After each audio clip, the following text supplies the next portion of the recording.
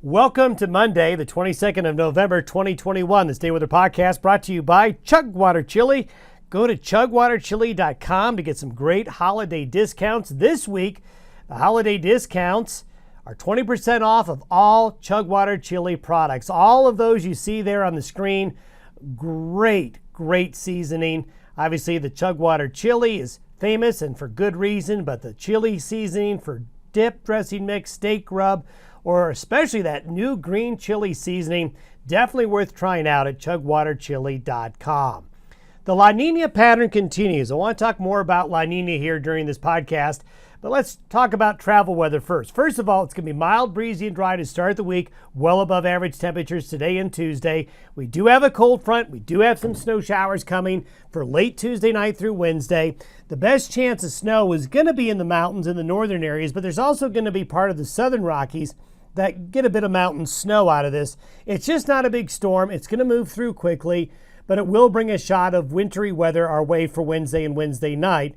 No major systems Friday through Sunday. There's a small little wave that may come in late Friday and Saturday, but mainly producing snow showers in the mountains. So other than Tuesday night through Wednesday night, and then maybe the system Friday night and Saturday, there's nothing big, nothing that I think will cause any really big travel problems for this holiday travel period. I think the biggest concern is if you have to go over a mountain pass, that's where I think you'll see the most weather. La Nina phase 1 for another 10 days, meaning windy periods and generally this November weather, which has been so mild, will continue for another 10 days.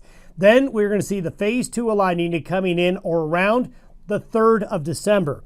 Around and after the 3rd of December is when you can expect things to change around here. But for another 7 to 10 days, it's going to be a lot like it's been.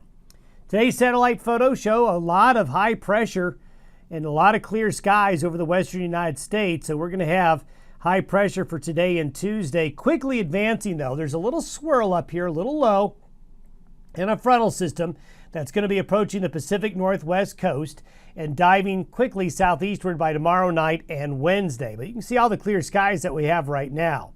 Now, this is where we've been here for most of the month of November and really going back to October when La Nina started to strengthen again. A general west to east flow, fast-moving lows. This makes it very windy, but it also makes it very mild considering the time of year. It keeps the Arctic air locked up here and does now allow it to move south. These strong jet stream winds cause high wind events in the Rockies, which we've had. They also cause excessive precipitation in the Pacific Northwest and British Columbia. We've heard about the floods.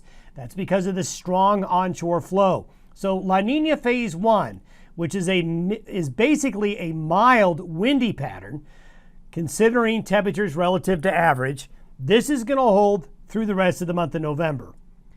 Phase 2 of La Nina is when the jet stream buckles and Arctic air is allowed to come south into the region. And we'll talk about that here in a minute. But you got to remember, when you're in a La Nina, I think weather whiplash is the best way to describe it. You could have 1 month that's unseasonably warm and dry. You can then have a following month that is unseasonably cold and snowy, and it can go back and forth. La Ninas are fickle, but you can be in this pattern and think this pattern is going to hold all winter, then this pattern comes on in. As you can see, this is where we are today, this broad area of high pressure. We do have some low pressure and colder weather moving into the Great Lakes in the northeast United States. This is the area of the country that'll be coldest relative to normal over the next few days. However, by Wednesday morning, you can see that front moves very quickly off the coast of British Columbia and through the Rockies. The core of the cold remains up north, but this cold front will drag its way through, but it won't linger. As it comes in, it is going to produce some areas of rain and snow. The Pacific Northwest and the northern Rockies in the best position to pick up moisture from this front. But also, there's a little bit of moisture and energy down here in south central and southwest Colorado, New Mexico, and Arizona. This is an area that really hasn't seen much of anything here lately, but they will start to see a little bit of moisture. Then we get some rain and some unsettled weather here in the Great Lakes in New England. But this is through Thanksgiving Day. There's nobody really getting clobbered. And if you were to look at the snowfall forecast, this is what we talked about. If you have to travel over a mountain pass Tuesday night and Wednesday into Thursday morning, this is where you're going to run into some travel concerns. I think the snow on the plains is generally going to be light, spotty, and not amounting to much. But definitely expect it to be colder Wednesday into Thanksgiving Day. Now let's talk about La Nina, sea surface temperatures, and some things that are going on in the big picture that will impact us in the month of December. I've been talking about over the last several weeks how there's been cold water in the Gulf of Alaska and warmer than normal sea surface temperatures here. However, if we were to go back over the last 2 weeks, we have noticed a couple of things.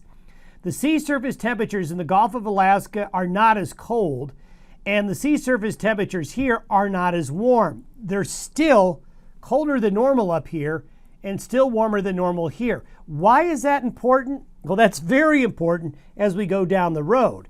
Here's the latest sea surface temperature pattern, and you can see that cold pool is there, and this warm pool is there as well. That is keeping those jet stream winds really strong hitting the Pacific Northwest coast. However, as sea surface temperatures here moderate, what tends to happen is this makes it a little bit easier for high pressure ridges to form, especially over these warmer waters here and here.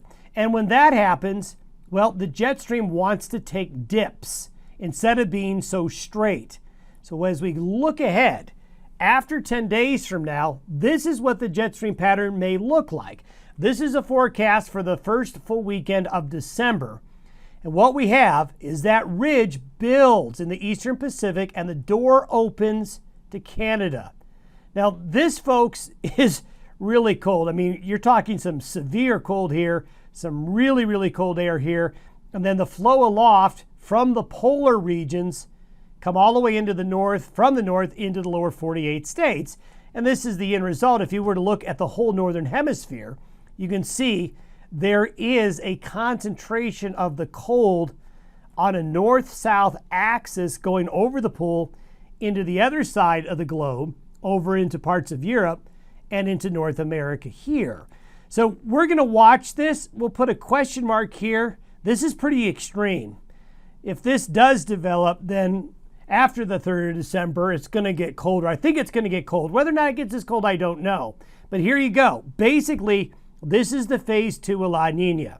So remember, in La Ninas, you have whiplash with the weather. You can go from 1 month of warm to the next month. That's opposite. This is what temperatures look like relative to normal by the 7th of December.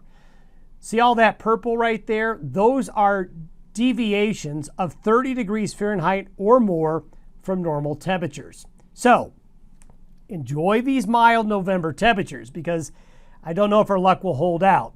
Certainly this will be very interesting, and we're going to watch this for you over the next week to see if it does come to fruition or not. Have yourself a great Monday. We'll see you tomorrow.